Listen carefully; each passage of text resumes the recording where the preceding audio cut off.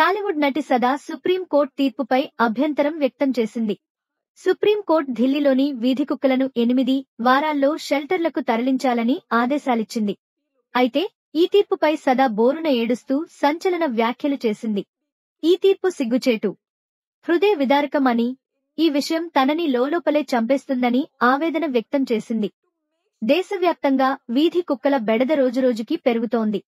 తాజా గణాంకాలు చూస్తే సమస్య తీవ్రత ఏ స్థాయిలో ఉందో స్పష్టంగా తెలుస్తుంది.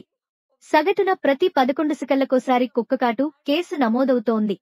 గతేడాది మాత్రమే దేశంలో 37 లక్షలకు పైగా కుక్కకాటు ఘటనలు చోటుచేసుకున్నాయి. వీటిలో చాలా కేసుల్లో పసికందులు, చిన్నపిల్లలు, వృద్ధులు ప్రధాన బారిన పడుతున్నారు. కుక్కల దాడి వల్ల రేబిస్ వంటి ప్రాణాంతక వ్యాధులు సోకి ప్రాణాలు కోల్పోతున్న ఘటనలు కూడా తక్కువేమీ కావు. ఈ నేపథ్యంలో దేశ రాజధాని ఢిల్లీలో వీధి కుక్కల సమస్యపై సుప్రీంకోర్టు కీలక నిర్ణయం తీసుకుంది. ఆగస్టు 11న ఇచ్చిన ఆదేశాల ప్రకారం నగరంలోని అన్ని వీధి కుక్కలను 8 వారాలలోపు షెల్టర్లకు తరలించాలని ప్రభుత్వాన్ని ఆదేశించింది.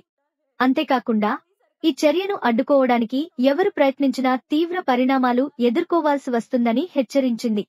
ఈ తీర్పు వెలువడిన వెంటనే సోషల్ మీడియాలో పెద్ద చర్చ మొదలైంది.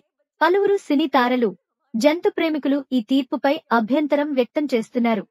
వారు కుక్కలను షెల్టర్లకు తరలించడం కంటే సరైన టీకాలు, ఆహారం, ఆశ్రయం కల్పించడం మంచిదని అంటున్నారు.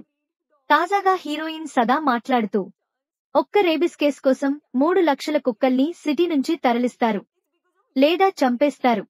8 వారాల్లో ప్రభుత్వం శునకాల కోసం షెల్టర్స్ ఎలా సిద్ధం చేయగలదు? ఇది జరగని పని.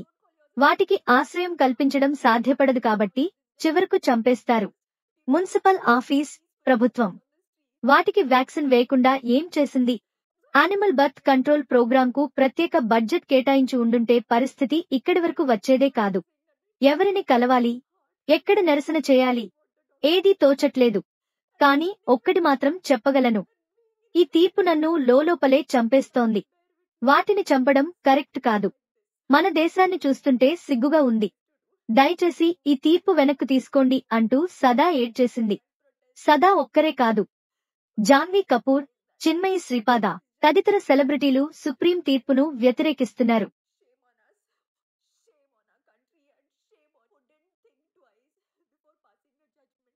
You could have taken the animal lovers, NGOs in confidence, and you could have asked, what help do you need from the government or the local authorities to reduce the number of dogs?